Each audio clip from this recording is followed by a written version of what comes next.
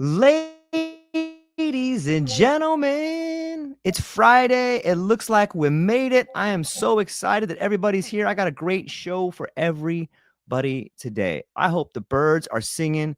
I hope the sun is shining. And I hope that the wind is at your back. Ladies and gentlemen, get ready to meet a true force of inspiration, a man who doesn't just talk about breakthroughs, but creates them wherever he goes. Brian Biro is America's #1 breakthrough speaker, a best-selling author, and a master at helping people and organizations unlock their fullest potential. Brian has a gift for making everyone in the room feel like the star of the show. Through dynamic storytelling, practical wisdom, and an infectious energy that electrifies his audience, Brian inspires individuals to believe in themselves, push past their limits, and rise to their absolute best, all while having a blast. With a foundation of excellence built at Stanford and an MBA from UCLA, Brian's journey began as an award-winning swimming coach, leading his team to top 10 national success and earning the prestigious United States Swimming National Coaching Excellence Award. From there, he took his leadership talents to the corporate world, where he transformed a transportation company into a revenue-quintupling powerhouse. But Brian's true calling emerged when he combined his business acumen, coaching brilliance, and unparalleled motivational skills to become one of the most sought-after speakers in the world. His client list is a who's who of industry giants: Starbucks, Microsoft, Southwest Airlines, Kaiser Permanente, and even the U.S. Army and Navy, to name just a few. With a presence that spans 15 countries and countless stages, Brian's impact is nothing short of transformative. So if you're ready to dive into the world of breakthroughs, ignite your potential, and feel the spark of limitless possibilities, join me in welcoming the incredible Brian Biro. Brian, thank you so much for being here today. How are you? I'm great, George, and you already scored points because you said we're ready to dive in. We swim coaches love that kind of terminology. It's all in the language, right? It's all in the There words you we go. use. They become our internal dialogue. I'm not even sure where to start right here, Brian, but I thought maybe I gave a pretty good background of who you might be and what you got going on, but you got a new book coming out and you do have this electrifying presence. Is that something you've always had, or was that something you had to build within you? You know, George, I've always loved people. I believe that we have an incredible amount of possibility in us. My mentor, who was the greatest coach of all time, in my opinion, was John Wooden. It's actually, if you're watching, he's on the screen behind me back here in a picture with me. Coach Wooden often said, there are no overachievers. And what he really meant to say is that we have more in us than we think we do. And that's been kind of the central theme through all three of my really neat careers. My first career as a U.S. swimming coach. Even though I was coaching swimming, I was coaching people. That's what we do. It's helping to overcome those fears, those obstacles, those doubts, those things from our background that kind of become the chains that hold us back. And you know, I loved it, and I really the key thing that brings me the greatest joy, because I coached 50 years ago, and as I look back on it, what brings me the greatest joy, my swimmers are still in touch with me and what they talk about. And, you know, I still call them my kids, even though they're 60 years old, they're still my kids. What they tell me is that it was the life lessons that they learned that really made the biggest difference. And I'm more proud of the people they've become than all the wonderful swimming results that we created. So that first career really taught me that we really are in the people business, no matter what it is.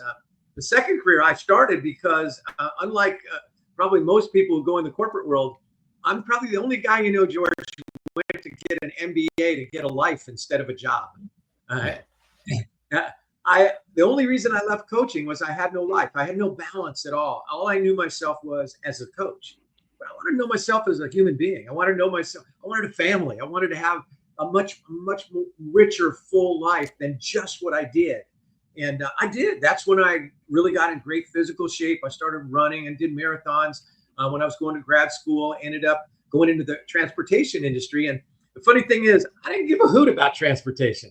All right. What I loved was people. And again, what I found there was really the team building side, because when I went into my corporate career, I was amazed, because this is a commonality in a lot of companies. There was three groups. There's operations, sales, and the home office administration. Operations hated sales.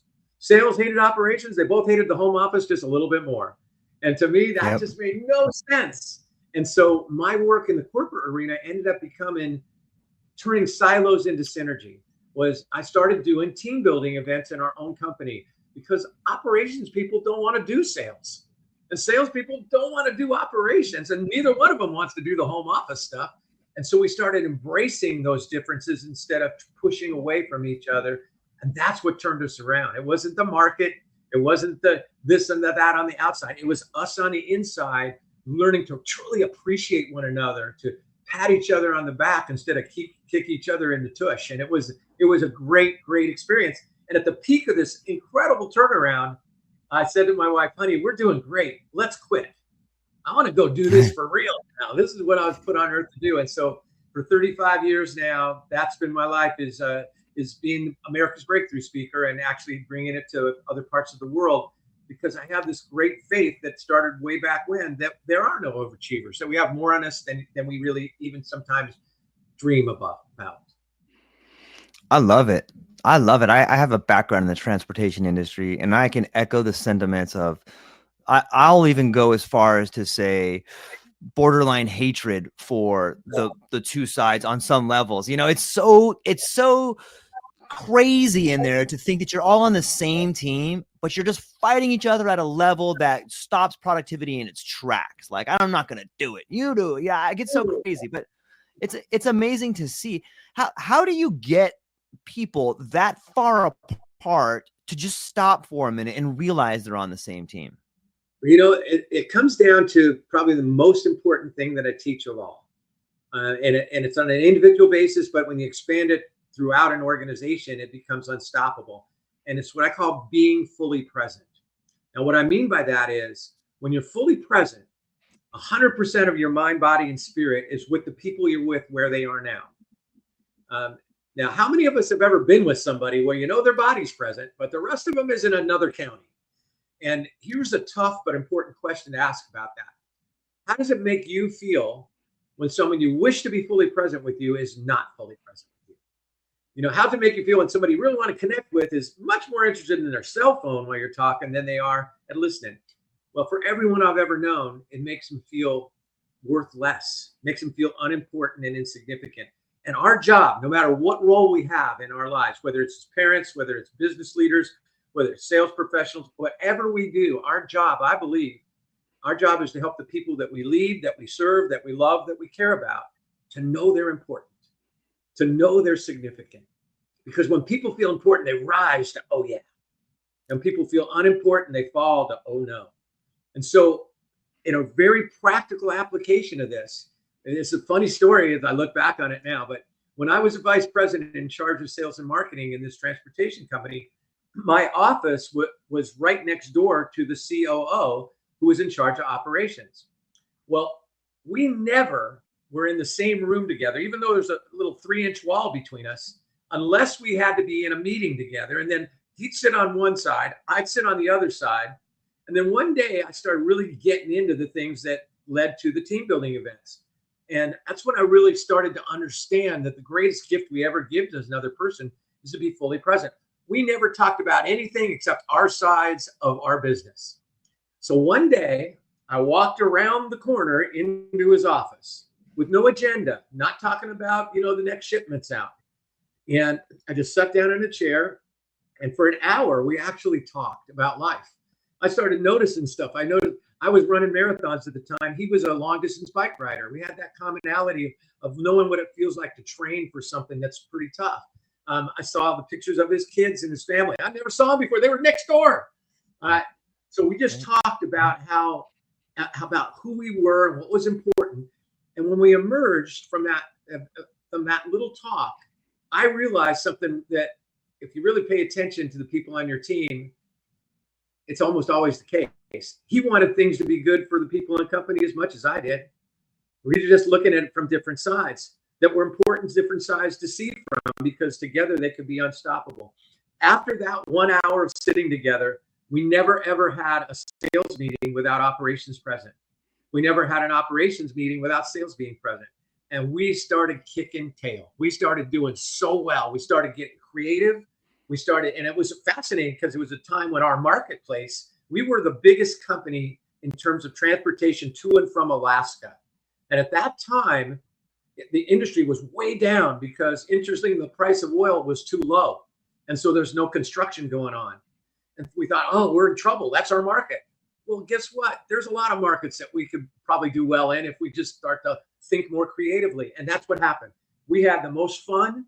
We added jobs. We quadrupled our size. We became number one in our industry for customer service and convenience. And when I left the company to do what I did, the leader of the people in our company after that was that COO, because we had taught each other how much it means to be present with each other. So if you start doing that on an individual level, what you say whenever you're present with somebody is the most important words you could ever say. Without saying them out loud, by being present, you say to them, you are important. You matter. You count. And George, I want to say this because life is about the whole person. It's the greatest gift you can ever give your children. Be fully present for your children. I call it the gift because the greatest gift I've ever received was from my two daughters. Their names are Kelsey and Jenna. They were only 8 and 3 at the time. And one night when I was so caught up in my work, like I was every day, and I could have been tucking them in and saying goodnight and being present with them and letting them know they were the most important people in the world to my wife and I was reaching for the phone like always. And they came up to me and they grabbed my heart and they shook it. And they changed everything in my life and gave me a compelling why, a passion, purpose that has been my light ever since. They asked me, Daddy, do you love your phone more than you love us?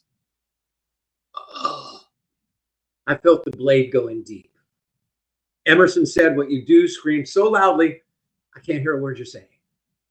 And I couldn't fake it. I was living my life as if my phone was more important than my children. From that day on, I changed my whole focus. And my number one goal was to be present. I made up my mind I would never, ever book more than 7 events a month as a speaker. No, I don't care what you pay me, I won't do it. That I would be home at least 15 days a month. When I was home, I would make them breakfast, take them to school, be there after school, never miss one of their dance performances. And I lived it my whole life. And I thought I was doing it for them. Do you know that every dimension of our life elevated with the decision to be more fully present? You don't get less done being present. You get more done because you're full out, full there. My mentor, John Wooden, the guy in the picture above, ran some of the shortest basketball practices in college basketball. But every moment was fully present. There was constant movement, constant direction. Nobody sitting around wasting that time. And as a result, his teams became legendary. So, the past is history, the future a mystery. The gift is now. That's why we call it the present. I love it. One of my favorite quotes from John Wooden is, what you give in life, you get to keep, and what you fail to give, you lose forever. And everything you said is transformative, and I agree wholeheartedly. However, do you think it's more difficult when you're coming from a place of scarcity? Like, it's so much more difficult if you're living paycheck to paycheck, if maybe you are behind in some bills. Like, do you have the time to be present? Like, if you can't call in sick because your kid needs to go, you need some tuition money, or you can't call in sick because the electric bill is going to be turned off, how do you be present then? It's a tough question, but it's an important question because yes, presence is, let me put it simply, 5 minutes of being present is worth 5 hours of faking it. So it is actually the secret to life balance. In fact, there is no life balance. Most people think that balance in life is about equal time. Let's clear that up, George. You know it already. You ain't gonna have equal time. There's 48 hours of stuff to do no matter who you are, and only 24 hours to get it done in. But again, 5 minutes of being present with that child, 5 minutes of being present with somebody who needs you in that moment is worth 5 hours of faking, and then you can't fake it. When somebody's present or not. And so you may not have 5 hours to be present. But if you really focus in on those 5 minutes, I called my little grandson today. He's 8 years old. First thing this morning, I called him because yesterday my daughter sent me a video from school of him speaking in Spanish. He's in a Spanish immersion program, and it was kind of like his oral exam, if you will, speaking with the teacher. And he did such a great job. And I called him up on the phone, which was, kind of a cool thing. I don't think he had a lot of phone calls in his life at 8 years old yet. And I just told him how incredible he was and how proud we are of him. It took me 1 minute because I knew he was off to school. But that 1 minute, I think might stay with him for a long time. It'll stay with me. So that's the secret. Life balance is really about life rhythm. And the rhythm comes by putting even a few more minutes a day to being fully present with someone. If you have to do a million things, say, I only have a minute, but in that minute, be fully there. And that's, for most of the time, that's plenty. That's enough. That they'll get it. They'll get it where it counts. And you'll start to develop that muscle until it's who you are. Yeah. You know, people have looked at John Wooden forever and tried to figure out what made this guy the greatest of all time. And they miss his greatest strength. His greatest strength was, I've never met a human being who was more fully present with you. When you were with him, you felt like the legend because he made you feel that way. He was so tuned into you. And, you know, he's really one of the people who taught me most of how powerful that is. Because the first time I sat down in his living room and talked to him for a couple hours, we became friends. When I walked out, I felt like, man, he was interested in me. Who am I? I mean, I'm sitting across from the greatest there ever was. But that's the way he was with everyone. And as a result, he got more done in less time and made more connection in less time. And we all can follow that, even when it's tough. You know, I actually find, George, that some of the most present people are the people who don't have a lot, who are in the midst of tough times. And not only are they the most present, but sometimes they're the happiest. Maybe there's a connection there. I think so. Yeah, I think that there's a better way to interpret time. You know what I mean by that? Like, and it seems that our culture on some level has rewarded those who see time as transferable to, I'm not sure about the right word, but it seems to me that time on some level is synonymous with consumption. And that's sort of true, but not really. Like, just because you have a lot of things doesn't mean you spent your time wisely. And we draw back to the people that may be the happiest. You know, a good anecdote is when you read biographies about people that went through traumatic events like World War I or World War II, they talk about all the trauma, but they go, it was some of the best times of my life. My whole family was there. We were making dinners together around this bomb shelter table. And let me tell you what we were talking about. Like, it's that time. It's the time with your family, and it's there for you if you're willing to have the courage to set aside the distractions, right? Does that sound right? About right? That sounds perfect. I'll give you a kind of a fun analogy from the swimming world. Yeah. So in a swimming stroke, there are two parts to a stroke. All right. We're talking about freestyle, the crawl. All right.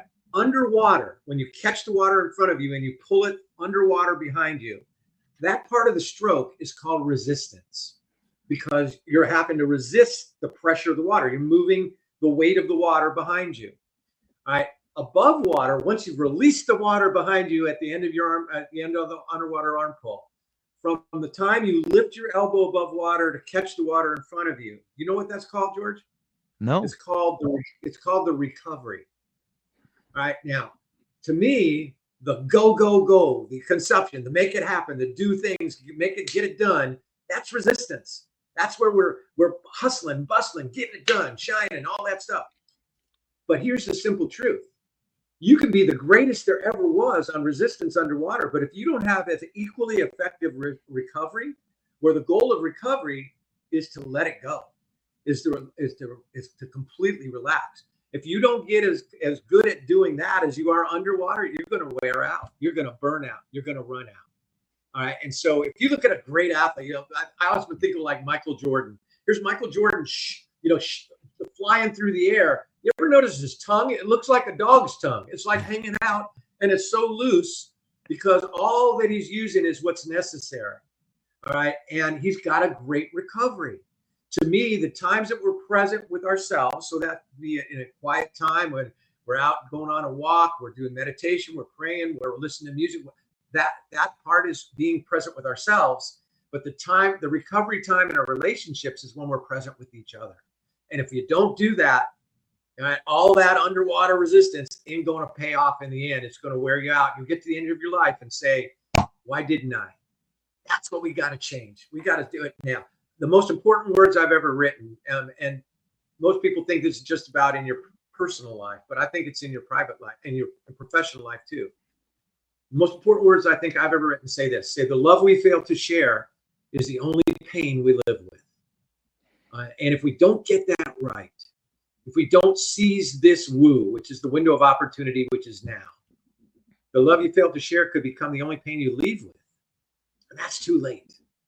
And what I'm talking about is seize that moment now when you can. And there are times you can't. There's times where you got to get somewhere. It's got to get done. But I don't think there's a human being on this earth who couldn't be a little more present, who couldn't occasionally stop for a minute, recover that relationship and express to somebody how much you appreciate them, how much you love them, how much they've impacted you, how much they've inspired you. So, to me, that's kind of a fun little analogy. There's resistance and there's recovery, and you'll only recover when you're fully present. I love that. Thanks for sharing that. It makes me think of like Viktor Frankl's moment between stimulus and response. You know what I mean? Like, you have resistance and recovery, but there is that moment when your arm's coming up through that water. And when you're present and you're aware of it and those distractions fall away, don't you get a real glimpse of what's important in your life? Isn't that why that moment of awareness is like, oh, or that flash of insight they talk about, or that discovery where things are discovered? Like, that moment right there seems to be the difference between people who resonate at a frequency that seems to make them happy versus living in that resistance all the time. I'm just like, I'm stunned, because when you said that, I was just thinking about Viktor Frankl and Man's Search for Meaning. I mean, I'm not kidding you. Yeah. And I'm like, are you kidding me? All right, we're copacetic here, man. We're doing it. Right. That is such a beautiful, for anybody who has never read the book, Man's Search for Meaning, I read it at least once every 3 years. All right. I've read it many times because to me, it's the ultimate guide to understanding what really matters in life. So for those who didn't know, Viktor Frankl was in Auschwitz. He survived perhaps the worst of all the concentration camps. And there's so many brilliant insights about what matters in life. But to me, the greatest one of all kind of lead us right to the next place. And that was, if you would have tried to predict which people, when they were put into the concentration camps, would make it through, the most cruelty, the most, beatings and starvation, what would keep people alive? He said you would have been wrong in your guess, because you would have just looked at the physical exterior of the people. He says those that survived were those that had a purpose left undone. A purpose left undone. Whether it was children they felt they must get back to, whether it was work they felt they alone must complete. It really taught me that if you're not inspired, you're on the way to getting expired. And so, and to me, the greatest truth that we can have is that inspiration is our choice. Too often we think about inspiration that it has to come from the outside. Doing what I do, I'm called a motivational speaker. George, I'm a motivated speaker. All right. The motivation must be internal eventually, or else it's not going to last. All right. And inspiration is really about the choices that we make. It really is about, and when you look at that way, one of the books I wrote was called It's Time for Joy, How to Become the Happiest Person You Know.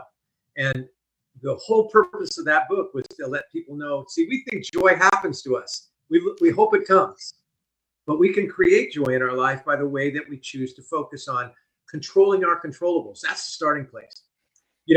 I so often see, who are the happiest people I know? Well, the people who focus on what they control and let go of what they don't control. They're people who are easy to impress and hard to offend. All right. And if you live your life with that mantra, I'm easy to impress and hard to offend, you're going to have a great life and you're going to have great impact on people. The easy to impress part, it means that you're looking for the best in people. You're looking for the joy. You're looking for the possibility. And what you focus on is what you create. Whether you focus on the obstacle or the way around it. I'm called America's Breakthrough Speaker because I've had 1 million people break boards in my event. It's a great metaphor and the most incredible seminar experience of actually applying the principles of breakthrough to a real life breakthrough. But 95% of the breakthrough is not about your muscles or your coordination. It's about where you focus. If you focus on the board, you're going to get the board. If you focus beyond the board, you're going to get the breakthrough. And so that is the first of the 3, what I call controllables, that can lead you to joy and possibility and success is to focus on what you want. It's about shaping your future, and knowing that what you focus on is what you create. The second, we can dive into these as we go along. There's that swimming word again, dive. Okay. The second is to energize and engage yourself and your team. You know, when it comes to human performance, when it comes to anything that's important, energy is such a key. And again, most people don't think of their energy like the weather. It's like, man, I hope the weather's good for, over the holidays. I hope I have enough energy to make it through this week.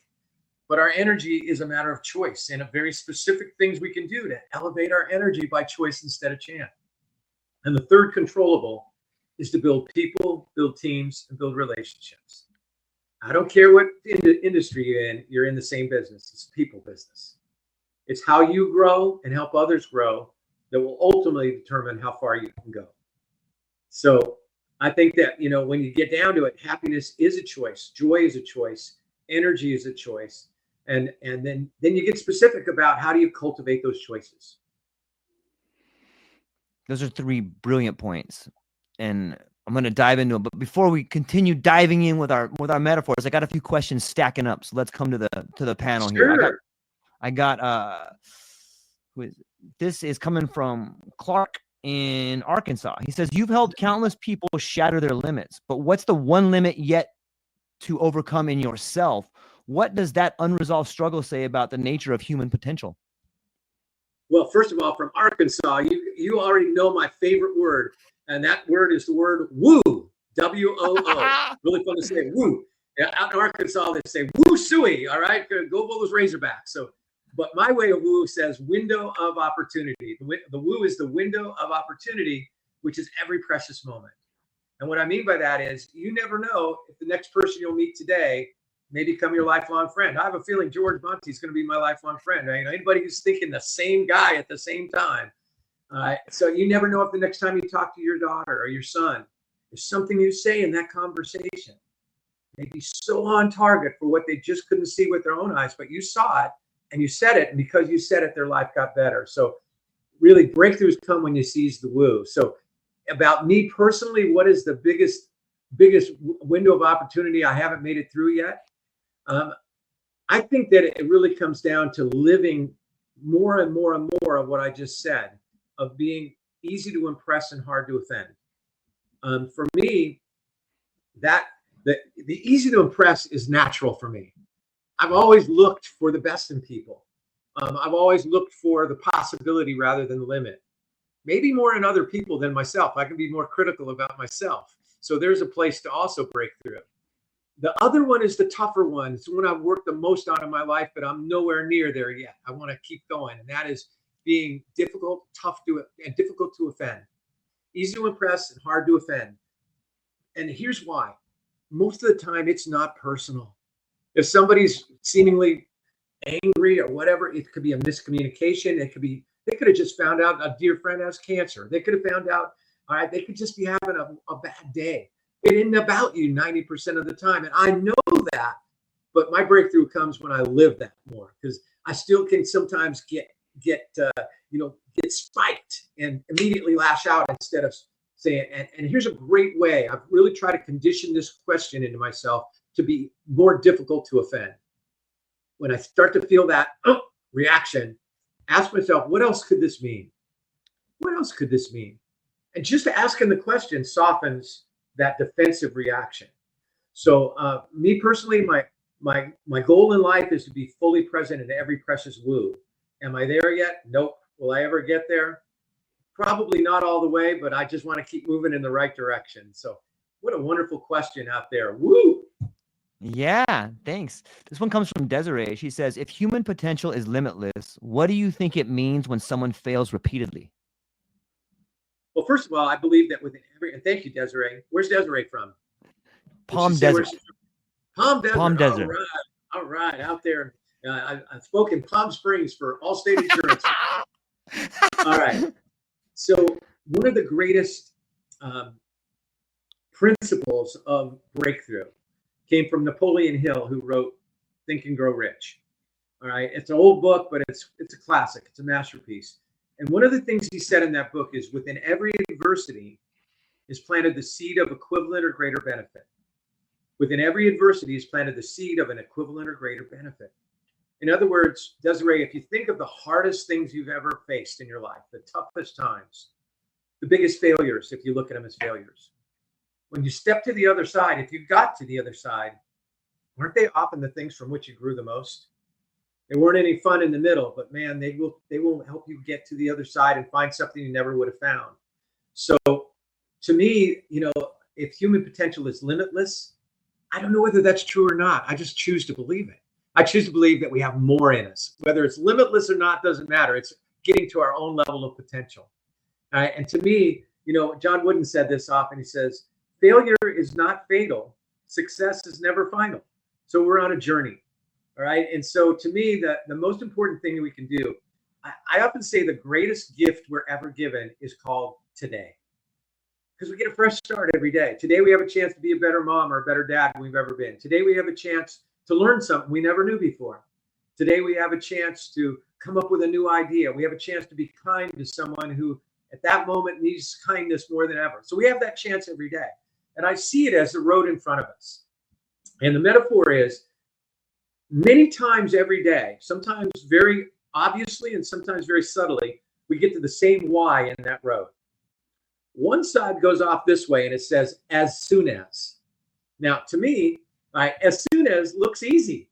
It's well lit. It's got no potholes. The lights are shining. It's repaved. The other side is now. Now is twisty and turny. There's ice patches. Lights are out. It's got ruts. But if you stay on the road called as soon as, it's a direct road to never. All right. So the way to deal with quote unquote failure is to say, what can I learn from it? What am I going to do now? All right. And get out of the past, because whatever that failure is, it's one thing for sure. It's in the past. It's done. You can't change it. And if you will live that way, number one, you'll become a blame buster, because blame kills teams, families, and lives. And if you think about blame in the context of time, is blame about the past, the present, or the future? It's always about the past. So whenever you're in blame, you're in the past, which you cannot do anything. It's like trying to get where you want to go in front of you by looking in the rearview mirror. It's not where you're going. And so to me, the key about failure is to look at it as a blame buster for yourself. Okay, this didn't work. I made a mistake. I didn't do it well. What can I learn? How am I going to get better? What is the seed of that equivalent or greater benefit? One last quick piece about this. Yeah. My children are my greatest teachers.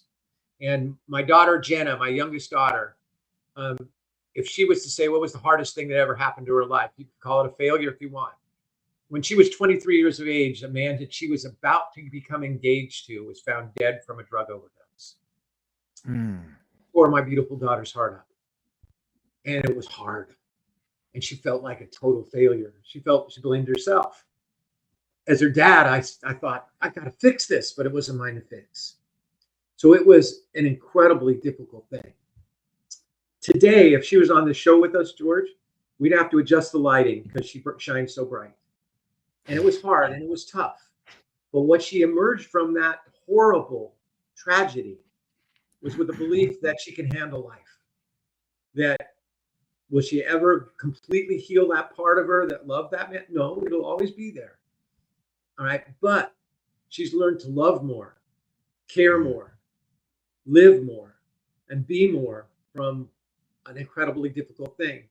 And there's a lot of people who face tragedy like that and give up because they keep the rest of their life locked into the past. And it took years. I'm not kidding you. It was tough for her, but she's going to get married in 2025 to a man that she adores and adores her. And she's more loving and more kind and happier than she's ever been. So again, failure is not fatal. All right. And success is never final. Just stay on the path and keep choosing the now. Thank you for that. That's thanks for sharing that. It's personal, but it's meaningful. And it brings up the question, and I think you've addressed it a little bit, but I think we can go deeper. Like this question of why me, especially when it comes to, I know people who have had their children die. My son died. I know people that have lost, whether it's a parent, a child, a loved one, a job, something else. Like, but sometimes when these tragedies strike us that hit us, just the ultimate gut punch, you find yourself in this sort of abyss, staring into this abyss, and it stares back at you, and you're like, why me? Like, why me? What do you say, Brian, when people find themselves in these traumatic events? Can that be an opportunity for growth? And like, what do you do in those moments? How do you find the bliss there? Wow, I don't know that you're going to find the bliss immediately there for anyone. Right. That's true. And that's the first starting place. Is that there's a thing called empathy. There's a thing called love and caring. And it, with my daughter, I wanted to fix it, as I said, but it wasn't mine to fix. I didn't know what to do. But I will say this. This is probably the most magnificent lesson that came from that experience that I think you can apply to your question. Okay. For a while after this happened, our world was dark. And my lovely daughter, who had been a joyful person, just fun to be around, was bitter and angry. And she struck out at her mother and I, because I think deep down inside she knew she couldn't ever lose our love. But it was tough. She was mean. She would tell you. One day I was with her and I was walking on eggshells, which I had never done. I was the goofy dad. All right. I'm still the goofy dad. I got the stupid dad jokes. They only laugh because they're so bad that they're going to, we got to laugh. We got to humor the guy. Right. But I was not that dad at that time. I was walking on eggshells. I was so scared that she might hurt herself. I was so scared that she might give up. I was so scared that she would never be the same. And keep in mind, I'm America's breakthrough speaker. I'm the guy who teaches you to break through from fear to love, because that's the only breakthrough there ultimately is. You break through from fear to love. One day I was in her room with her about 4 months after this had happened, still in the midst of the darkness. And she looked at me and she said, "Daddy, I love you, but I can't stand you worrying about me all the time."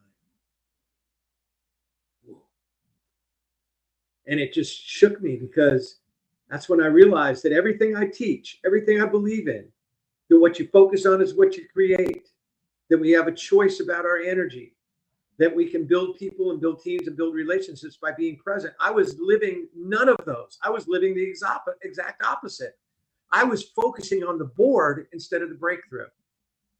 And in that moment of her just powerful honesty, she grabbed my heart, she shook it, she opened my eyes, and I started being goofy dad again. And that was the best thing I could have ever done.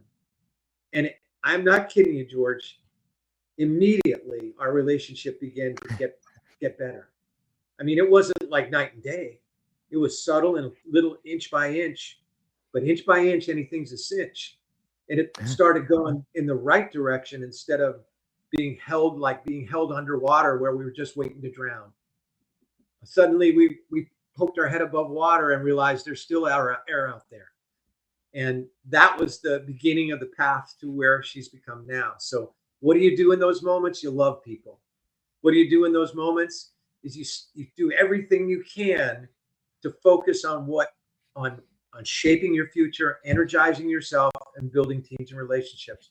One more experience that really strikes the chord to that. I had to speak on September 12th, 2001. So the day after 9/11, I had to go from Asheville, North Carolina, where we lived. I was supposed to speak in Dayton, Ohio, to a whole group of executives. I called up the University of Dayton that was putting on. I said, "You're not doing this, are you?" And they said, "We called all of them and they want to do it." And I went, "Oh my gosh, okay." Well, I had to drive there because there were no airplanes. And every mile I went further away from my wife and kids, the more I wanted to turn that baby around and get back to them. I didn't want to be there. But I had a responsibility. When you're a speaker, you're the show. You show up. And I got there and I didn't pretend that it didn't happen. I didn't just go forward and teach my stuff. The first half hour of that day, it was a full day, was addressing the truth, was addressing what had happened. And it turned into one of the best days of my whole speaking career. I mean, because we said, we're not going to let this define us. We're not going to let this beat us. The worst thing we can do is give in and stop being who we want to be and going where we want to go. And it was hard that day. And boy, did I feel ready to hit the pedal to the metal to get back home to my wife and kids. But we have that within us. We still have a choice no matter how dark it is. So, a fun way to put it. So we put it in a pleasant way. I told you, I called my grandson. His name is Augie. When Augie was 3.5, he was so good on his tricycle. He was like Evel Knievel, George, on that little tricycle. And he was so good. He did like 5 million miles an hour. He'd do these quick little turns. He was so good that his mom and dad thought, he's ahead of the curve. Let's get him a 2-wheeler bike for his 4th birthday. So on the 4th birthday, he gets a bike. All right? Mom and dad are holding the back fender. He gets up on the little bike, puts his little hands on the handlebars, puts his little feet on the pedals, puts his little tongue out for balance. And he starts pedaling, and he's pedaling, and he's wobbling, and mom and dad are encouraging him, and they're holding the back fender. And finally, he gets enough momentum that he's doing it. He's riding the bike, and they let him go, and he's doing it. Way to go, Augie! But unfortunately, right in front of him on the sidewalk that day was a great big rock. What did Augie look at? The rock. Maybe the rock. What happens next? Wham! He nails that rock. He falls over, not part of the ground when you're 4 years old. He scrapes his little elbow up a little bit. He walks by dad, goes, Dad, I'm cool, no problem. Goes up to mom, goes, Mom, I'm gonna die. All right. But now it's 2 weeks later. Same little guy, same little bike. Hands on the handlebars, feet on the pedals. No tongue out now. Doesn't need it. You got this bike riding thing down. Whipping down the same sidewalk. Boppity, boppity, boppity, boppity, bop. Bigger rock. What happens now? Goes around it. What goes around it first? Not the bike. His vision, his eyes. He sees the way around the rock. Now, would it have done him any good to pretend there's no rock? There's no rock, there's no rock, there's no rock. Eyes closed, wham, it'd be worse. There's rocks. There's rocks called COVID. There's rocks called losing someone we love. There's rocks called making a big mistake and wishing we hadn't done it that way. The key is don't pretend there wasn't a rock. Okay, this is what happened.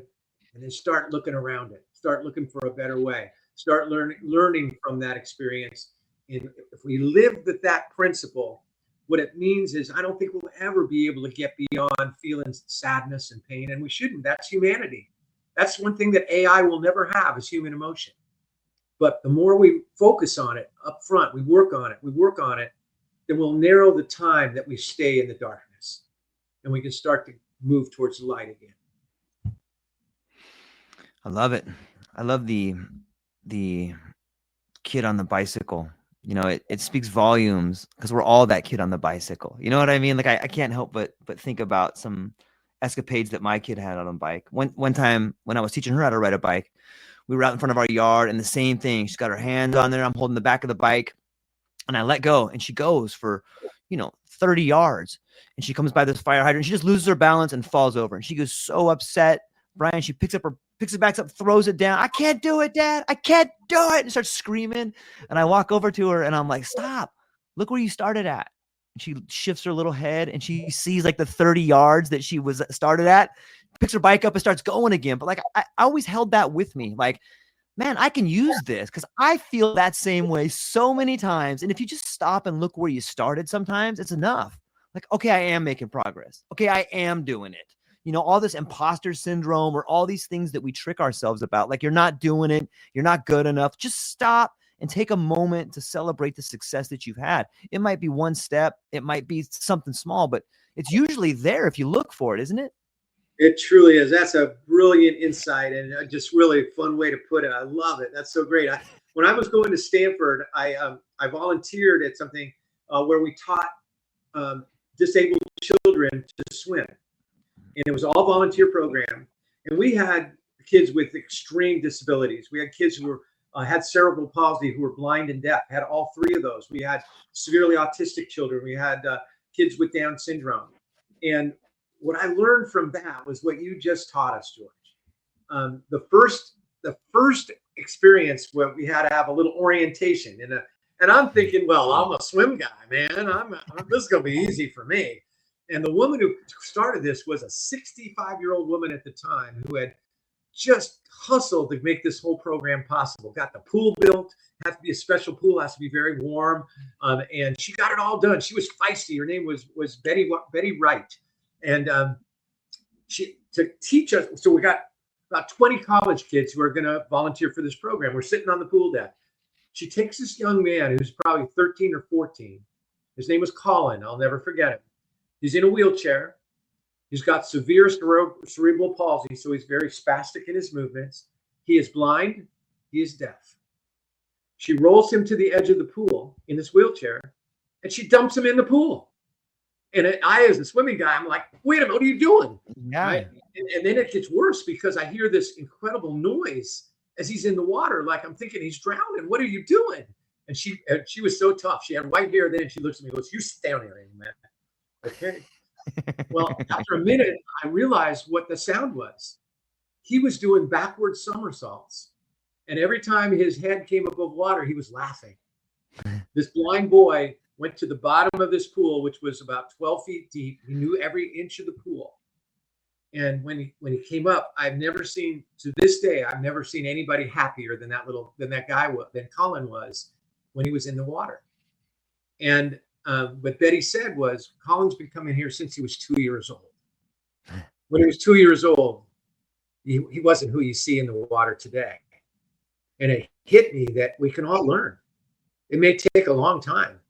It may not be easy for some of us. The truth is Down syndrome kids are not going to swim as well as Michael Phelps because their bodies are different. They're very dense, so they don't float, but they can swim and they can learn. And they take little tiny steps, and we may overestimate what we can do in a month and underestimate what we can do in a year. And so when you talked about, look at what you did. You went 30 yards. That's 90 feet. That's a big number. Right. That's when we get focused back on making that progress and realizing, wow, I guess I can. That's why I love that I have people break boards, because I don't care who you are before you do it. And it's a metaphor. Everybody writes on the board something they want to break through. And on the back of the board, and it could be something, fear of failure, procrastination. On the back of the board, they write down what's waiting for me when I have broken through.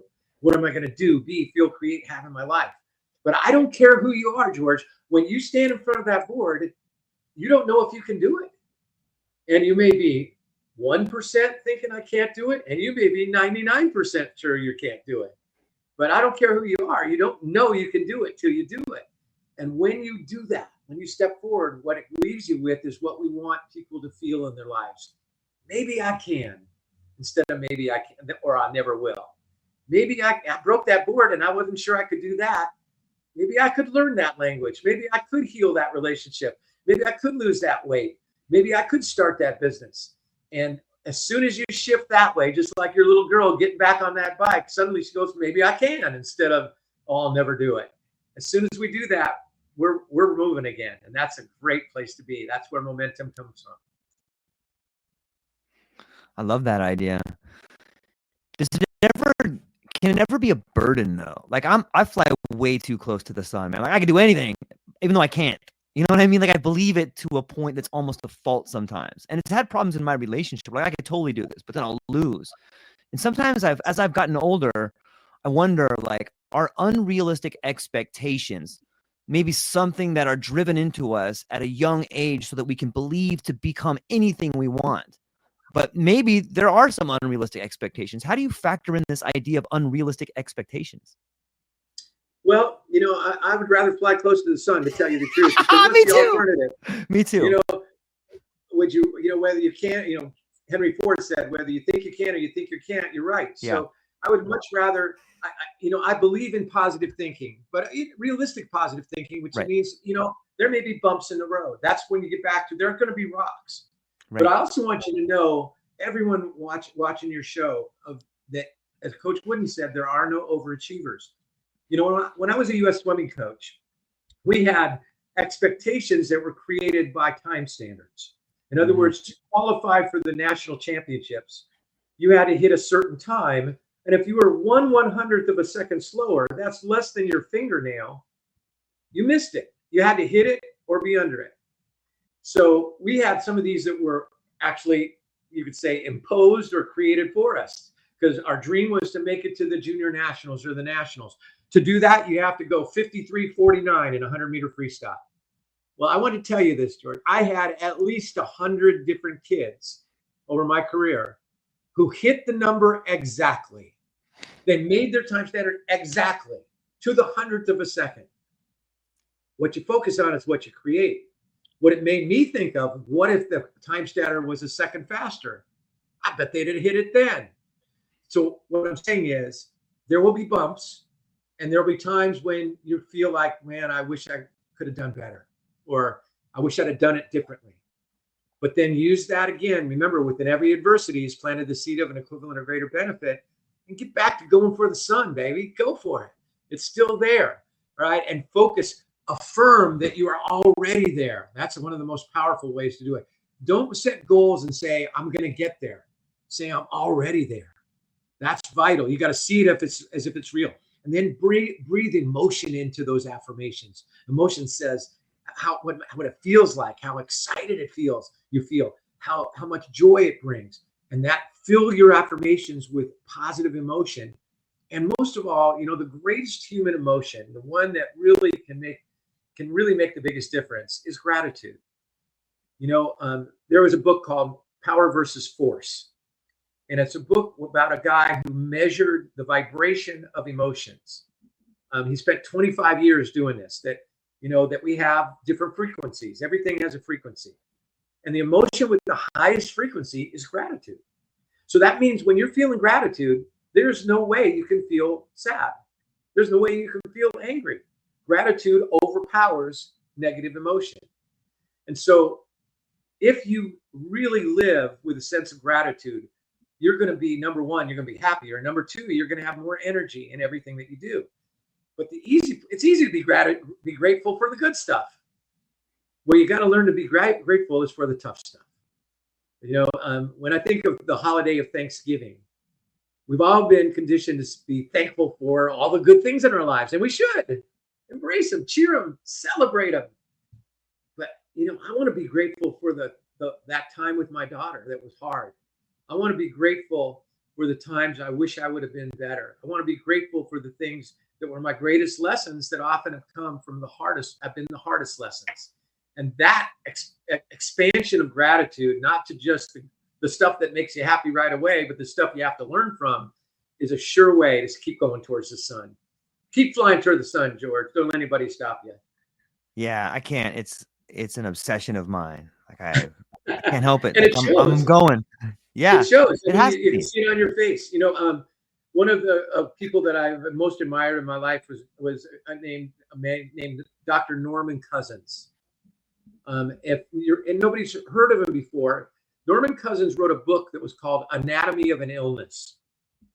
And when he was in his 20s, Norman Cousins was diagnosed with a form of leukemia that was absolutely terminal, that he was given a very short time to live. But Norman Cousins, like you, wanted to go to the sun, and he had this belief that was just a belief. It was just, nobody told him this. He believed that laughter strengthened the immune system. He believed that, when if you tighten up instead of lighten up, you're not going to be healthier. And so he got these old reel-to-reel, black and white, old-fashioned silent movies like Laurel and Hardy, Buster Keaton, right. Charlie Chaplin. And this was in the 50s. And he watched them over and over and over again. And he laughed. This guy, if he could do one thing better than anything else, he could laugh. And he laughed for months watching. That's all he did for 3 months after he got the diagnosis. Well, the terminal, less than 6 months to live, turned into, he died at almost 80 years old. I saw him in his 70s speaking to a group of 20 terminally diagnosed stage 4 cancer patients in a support group. And you know what we did that those people did for that hour? They laughed. And I looked at Norman Cousins, who then was in his 70s, and his face, like yours, George, goes up from the laughter, from smiling so much. And his eyes had a little flicker that went up, and that is what we must recognize, is that came from gratitude. That from gratitude of the joy of being able to just keep laughing. So to me, that's really the answer, is that, we have within us the capacity for great gratitude. And whenever you're feeling down, think about what you're really grateful about today. And if you can't come up with anything, make something up. All right. And you'll start to move in the right direction. Yeah, it's a great metaphor and a great way to live your life. I think you're only here for a short amount of time. What about people that say, you know what, Brian, this is all great and all, but I don't need breakthroughs. My life's just fine. Okay. People say that, right? I've heard people say that. And that's again where you made your choice. Right. To me, though, what you're missing is my favorite word. I have this little thing I keep with me all the time. Is that word right there, humility. And anyone who's saying that may think they're humble, but they're really not, because here's the key. And humility has gotten a bad rep, and it's one of my most powerful desires, is to shine a light on how important it is to be humble in your life. Because people think that when you're humble, you're not confident. No way. Have nothing to do with each other. You can be very confident and very humble. John Wooden was very humble and very confident, because being humble doesn't mean you think less of yourself. It means you think of yourself less. But here's the answer for those people who say, I don't need anything else, I'm fine. Only those who are humble are lifelong learners, because only those who are humble always believe there's something better. There's something that I can improve myself, that I can get better, that I could serve people better, that I could do something with more love. I could do something with more grace. I could do something. In other words, when you come from a place of humility, you're always looking to learn and grow from everyone and every situation. Right? Only those who are humble would rather be wrong and learn something than pretend they're always right. And only those who are humble will give credit and take responsibility. And so to me, if you're saying, I don't need anything else, well, that's okay. Live your life. That's fine. But you're missing out on a lot of joy if you just open up to, hey, what else could I do that could make somebody happy today? What else could I do to get in better shape? What else could I do? And you're missing out on that forward momentum. What you're doing is you're saying, okay, I'm not going in reverse, but I'll just stay in neutral. And you're probably not going to hurt anybody, but you're also probably not going to lift very many people. So life is about lifting. Yeah. Do you think that the way we transform society is by each individual becoming the best version of themselves? Absolutely. I mean, I don't want to get into politics, and so I won't. Right. Don't. But, at various times in my life, I've been pretty disappointed by the outcome of elections. And, but it hit me that, okay, what can I do about that? I can't change the outcome of that election. I can't pretend it didn't happen. What can I do? I can be the best person I can be. I can live my life in the direction of the principles that I thought were most important in that election. And I can be the best example of that possibility that I can be. And that's the way that I can maybe impact the most people. And if I can impact more people, that's why I wrote the book. The most recent book is called The Lessons from the Legends. I wrote it because I believe in character. I believe that we need to refresh and get pumped about the power of human character. The things like honesty, things like generosity, things like being able to disagree without being disagreeable, things like valuing and honoring differences rather than fearing differences. These are things of character. And to me, that, I wrote the book to try to shine a light on those things, that they actually, not only are they nice, they work, because the legends I wrote about exemplified them, and they were the best there ever was at what they did. And so, yeah, your question is exactly right. We all, the only one, we don't control anybody else, but we do have some measure of control of the way we live our lives. We don't determine what happens to us, but we do determine how we will respond to what happens. And so live your life the best way you can. Be the best example. Find the most joy and spread the most joy, and you'll make the biggest difference. My favorite movie of all time is It's a Wonderful Life. It's the Christmas movie with Jimmy Stewart, who thought he didn't make a difference. He thought he had never lived his real dreams. He thought he had been a failure. But It always gets me. I have to look up. But he realized that he lived a wonderful life by doing the right things, by being the best he could be in a simple way. Yeah. I feel like when it's all stripped away, that's all that's left, right? Being the best It is. version of yourself. It is, be the best version of yourself, and you never know. See, when we do that, we don't realize we become the ultimate kind of generator of the ripple effect. You know, you never know if just stopping and saying to somebody, like, I never know that this morning when I called my grandson to just applaud him for the way he did his Spanish, you know, he's going to be a little happier. He's going to maybe say something to a friend that he wouldn't have said. And that friend will say something to his sister, and his sister will say something to his mom, and it'll keep going and going and going. And it may get to somebody at a moment like my daughter had to go through, and it may make a difference.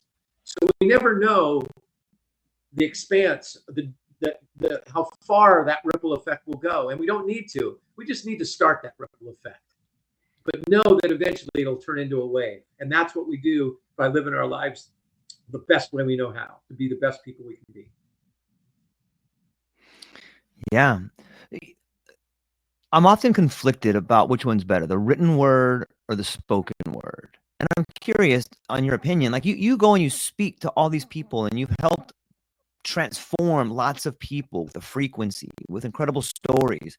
Why write a book? Like, do you, or maybe you can tell us about the process. Maybe you can do both. Why write the book, number one, and number two, what was that process like? Is it just compiling some of the speeches you had, or were there like, wait a minute, I have an opportunity to put pen to paper. Let me do something different with the written word than I do with the spoken word. Yeah, that's a wonderful question. Nobody's ever really asked me that before. And my answer is that they are different. It's like, a lot of people don't want to see, if they love reading a book, they don't want to see the movie. Yeah, right? Totally. Because it won't be as good as the book. Yeah. But to me, I try to keep them separate. They're different, completely different things. A book can actually write down thoughts. A movie can actually create a vision of things that you have to create yourself in a book. So they're different. They're just different vibes. And so is speaking and writing. Writing a book for me, it's funny because when I wrote a book, I wasn't thinking about selling it. I really don't know that I was thinking about that much about people reading it. I was writing it because I wanted to express the things that I love in the best way I knew how. And writing, and so the process of writing to me is really about gathering these swirling thoughts that have always been in there, crystallizing them and writing them down in such a way that when you step back, you go, wow, did I write that? That's pretty good. And so that's why I wrote my first book, because I had a lot that I've been teaching, and I believe in both these different mechanisms. Some people get more from a book, and some people get more from an experience. That's the way it is. As a coach, if you coach everybody the same, you are a lousy coach. All right? And that's because people aren't the same. Some people learn by watching. Some people learn by listening. Some people learn by doing. And as a coach, you may have consistent systems and approaches, but if you're not paying attention to what works for that particular person, you're not going to be a great coach. Some people need a pat on the back. Some people need, a kick in the tush. Some people need space. Some people need to actually get in there and do it. So to me, writing allowed me to reach some people that I may never reach in a seminar. They may never go to an event. They may not learn that way. They love reading. All right. Speaking at an event, I'm going to reach people who are there in a different kind of a way. The classic study about communication says there are three elements of communication. There's the words we say. There's how we say them. That's our tonality. And then their third element is body language. And the study done at UCLA many years ago, it's been confirmed over and over again, sought to ask the question, what is the relative importance of those three in terms of communication working? 55% of communication is body language. So it's not what we say or how we say it. It's what we're saying by our energy. 38% is tonality. It's not the words we say, right? It's how we say them. Right? And only 7% are the actual words. And so to me, that 7% is more what the book is about. However, if I'm being a good writer, the energy and if I'm really putting my energy and the way I would say it in a good way on those words, they're picking up all of it. All right. It's easier in front of people though, because here's the truth. I don't care who you are. I don't care how well you say things. People will remember that much of what you say, but they'll never forget your energy. Yeah. They get your energy before you open your mouth, after you closed your mouth. They get your energy over the phone. They haven't seen your face. They get your energy the way you send emails. Email does not stand for electronic mail, stands for energy mail, for goodness sake. I love it. I really admire I am a huge fan of language and behavior. Like, it's fascinating to me to understand the way in which our words influence our behavior and vice versa. And it's interesting to see these dynamics play out. And you were a Stanford guy. Were you there for the prison experiments? Yes. Yes, I had. Can you? Philip Zimbardo was our. I was a psychology major, so he was. It was kind of cool. All of our textbooks were written by our professors. Can we dig into that a little bit? Sure. I mean, the prison experiment was. I actually sat in on a where they brought in students to kind of do a makeup of it, to pretend that we were the prison guards. So, okay. And so you go ahead, you explain it. I want you to explain it. I'll jump off of it. Okay, so the Stanford prison experiment was this incredible thought exercise turned visceral, where two groups of students, one group of students was brought in at a point in time when there was a lot of anti-authority going on around the world. It's contagious, like, get out of these knuckleheads, Vietnam, baby killers, all this incredible energy is vibrating. I think you had Timothy Leary around at that time, like, tune in, drop out, woo, people, Jimi Hendrix playing guitar, people dropping acid, woo, things were crazy. So you have this incredible institution for higher learning. You have people really beginning to push boundaries on the ideas of behavior, and they bring in this group of students, and they randomly assign them, you're criminals, you guys are officers. And they went the extra mile. They had the criminals picked up at their houses in cop cars, brought into this makeshift cell, stripped down, and then let's see what happens. What happens to these kids? I think that's a pretty good setup there, but maybe you could take it from there. You were there, man. I've never talked to anybody that was there. I've read about it, I've talked about it, but I've never spoken to anybody, man. So I'll jump off and let you go from there. What happened, man? What did you learn? What did you think was going on? So what it explained in the end, what they gained from it was a beginning to understand. If you think about Nazi Germany in the 40s, people ask the question, how did these decent people go along with what was happening? How did they persecute and murder, put people in concentration camps, people who would be people like you see every day on the road? How did that get into their minds that this was okay? When you step back on the outside and the rest of the world looks and says that can't be real. This prison experiment explained how it's done. Through very gradual steps, they got the prison guards to become more and more and more violent, more and more authoritative. And there came, and you think there'd be a point where say, I'm not doing this. I'm not gonna harm somebody. But because of that pathway, that way that authority is worked in, these students would actually thought they were killing that person.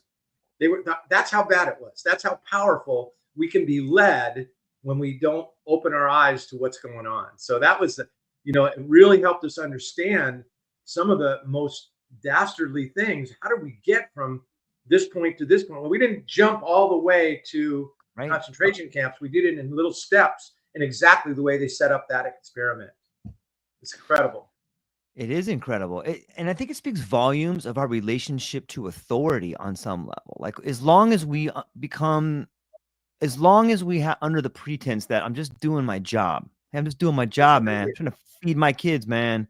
Wait, I have to do this, which leads. Okay. So, and I think this thread leads to this idea. There's a great quote that says the difference between a leader and a manager is that a leader does the right thing and a manager does things right. I think that seems to be something that happens in multinational corporations. You have this top-down structure with authority telling the guy that's the middle manager that scratched his way super hard, probably an awesome person, hey, tell these guys on the bottom, do it, that they lose their job. End of story. Shut up.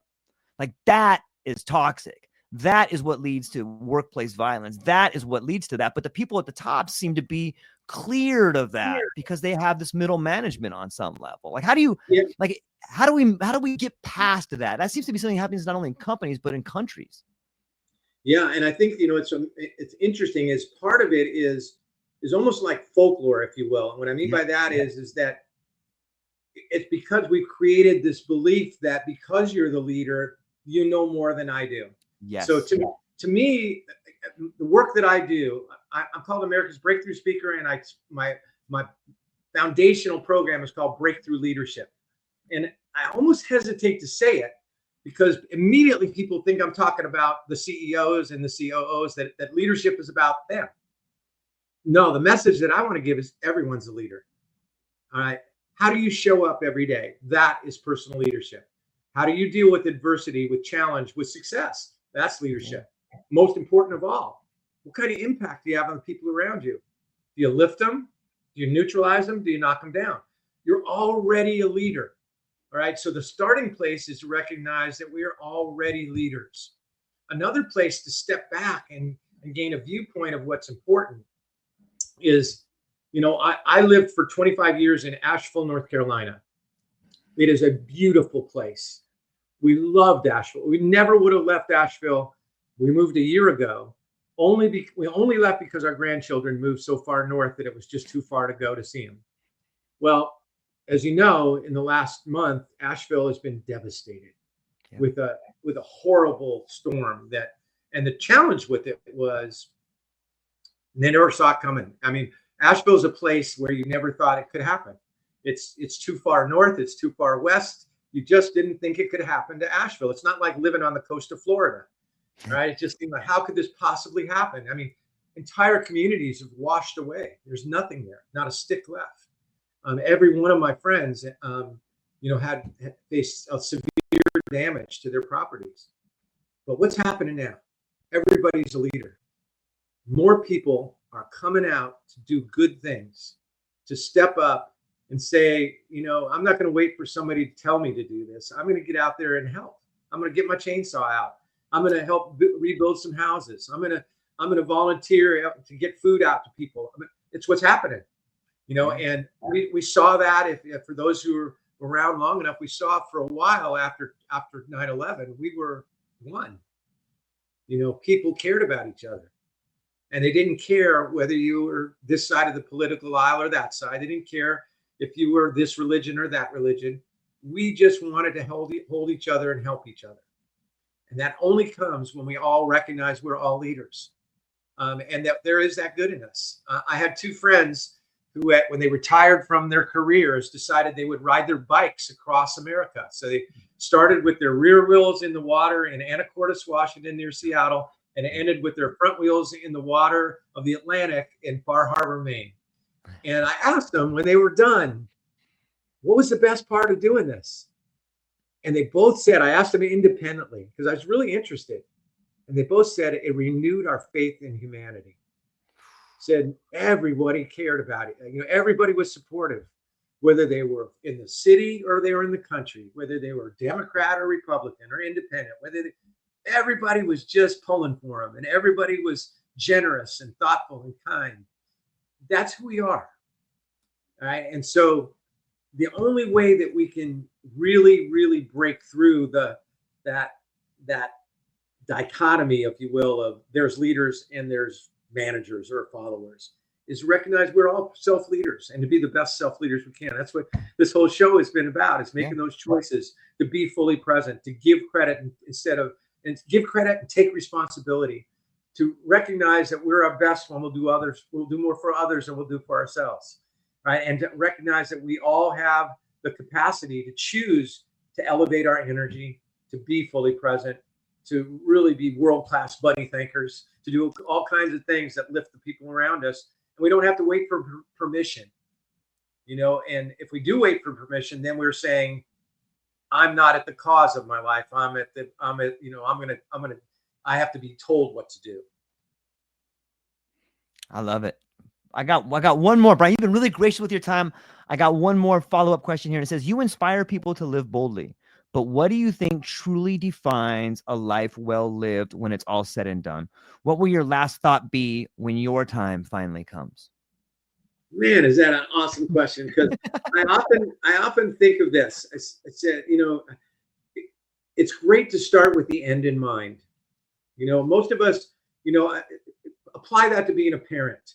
Most of us as parents, we're just making it up as we go along, or we're trying to remember how we were raised, which in many cases we may not want to be raised the same way we were raised.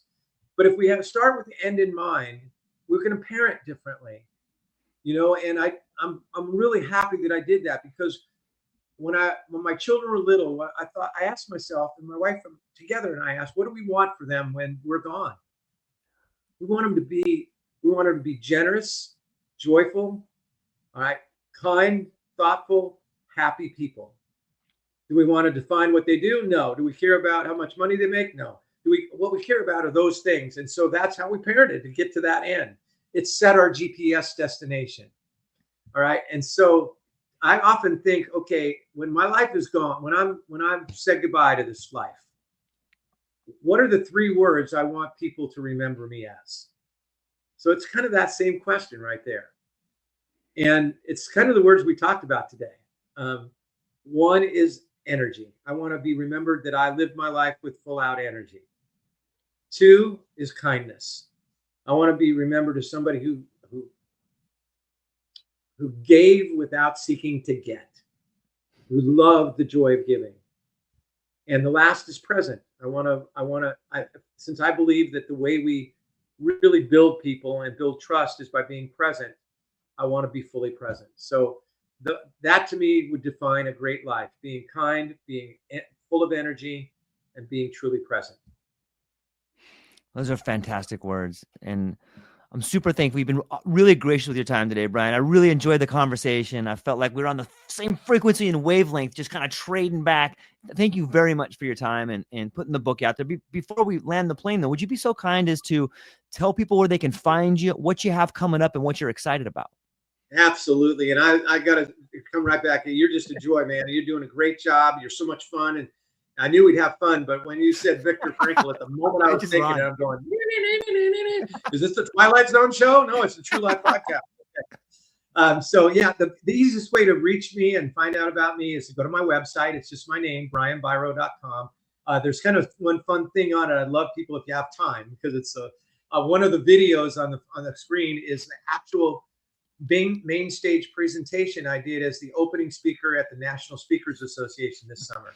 It's 44 minutes and 29 seconds, but it's a world record presentation because I had 700 and some odd professional speakers, break boards in that amount of time in a very small room. Now, I've had more people break boards at events, but if you really want to get the energy, watch that video.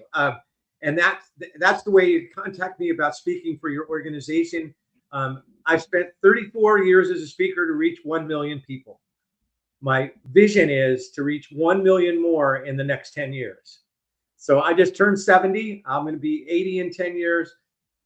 By the time I'm 80, I want to reach 1 million more. So get to my website and book me to speak. All right. And as far as my books go, the new book is called Lessons from the Legends. You can get that wherever books are sold, and several of my books there. So if you're an Amazon person, go there. You can buy it on my website, but you can get it wherever you like to buy your books. Well, hang on briefly afterwards, Brian. To everyone else within the sound of my voice, I hope you're as inspired as I am on this beautiful Friday. Go out there and get it. Fly close to the sun. Be the best you can be. And if you find yourself in a moment where you're searching for something, check out Brian's website. Check out his books and just listen to this podcast again. Remember the words, because you're enough. You're beautiful. And the way we get better is becoming the best versions of ourselves. That's all we got for today, ladies and gentlemen. We love you. Have a beautiful day. Aloha. Woo!